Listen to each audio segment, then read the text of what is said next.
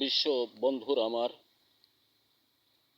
আমি বাংলাদেশ ভারত পাকিস্তান মধ্যে যে ডিভাইডেড বা ভাগ বাটোয়ারা হওয়ার কথা, যেটা স্বাধীন নামে পরিচিত, এই বিষয়ে কয়েকটি কথা বলবো। তৎকালীন সময় শ্রীমতী ইন্দিরা গান্ধী এবং ফিল্ড মার্শাল মোহাম্মদ আইয়ুব খান সাহেব এই দুই দেশের সরকার ছিলেন।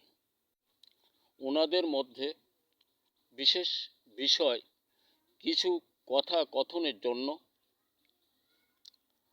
বোধ করি ধারণাটায় আসে এই যে চূড়া কারবারি কিছু এদেশে পাচার করে দেওয়ার জন্য, এটা ধরা পড়ার কারণে ভারত সরকার মনঃক্ষুণ্ণ হয়ে নিজে ফিল্ড মার্শাল মোহাম্মদ আইয়ুব খান সাহেবকে বলেছিলেন, ওনার ভাষায়, তোমার দেশ আমি 24 ঘন্টার মধ্যে জয় করে রাওয়ালপিন্ডি বসে চা খাবো।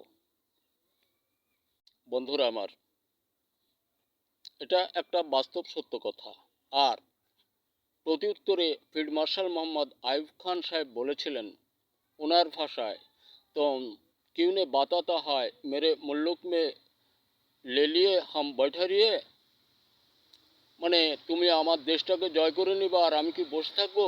আমিও তোমার দেশ 24 ঘন্টার মধ্যে জয় করে নিয়ে দিল্লি বসে চা খাবো। এই দুজনের মধ্যে কথা হয়।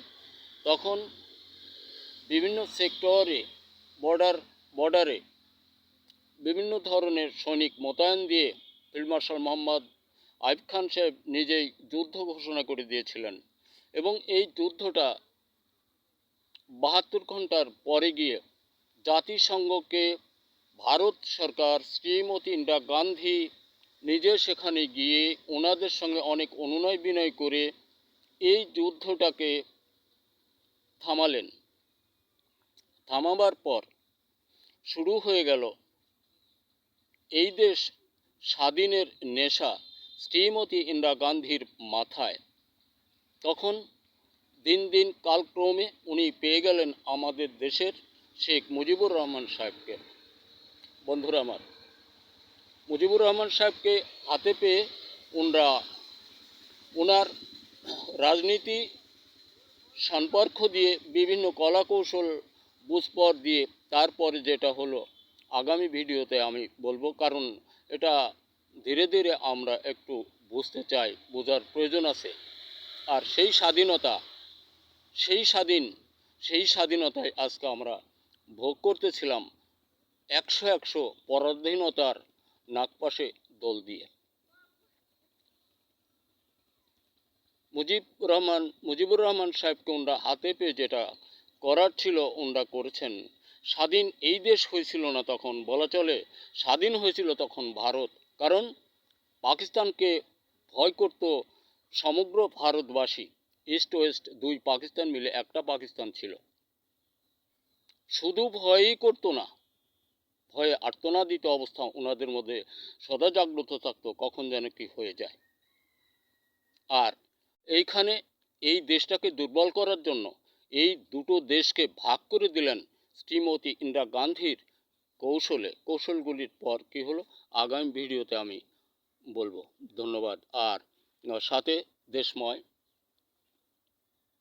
আমাদের সকল ছেলে মেয়েকে বলি, অনেক ছেলেরা সুযোগ্য লেখাপড়া শিখে বাইরে এসে অনেক সময় আমরা চাকরির জন্য ব্যর্থ হচ্ছি।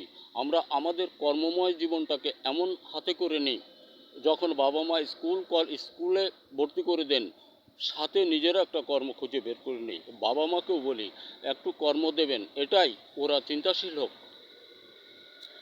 আইনের প্রতি শ্রদ্ধা রাখা সহ চিন্তাশীল হোক, কোনো একটা কিছু নিজে কৌশলে আবিষ্কার বা তৈরি করে বাজারজাত করার জন্য। আমরা এদেশে যারা বাস করি সকলেই একই মায়ের সন্তান সন্ততি। দেশময় সকল মানুষের প্রতি আমার আন্তরিক অভিনন্দন। আমরা আইনের বরখেলাপ করব না, আইন শ্রদ্ধাশীল, সকলের অন্তঃকরণে আমরা আইন রাখি। বর্তমান সরকার যিনি শপথ দিয়েছেন আপনারাই, ওনাকে আমরা সকলেই সহযোগ দিই। ধন্যবাদ।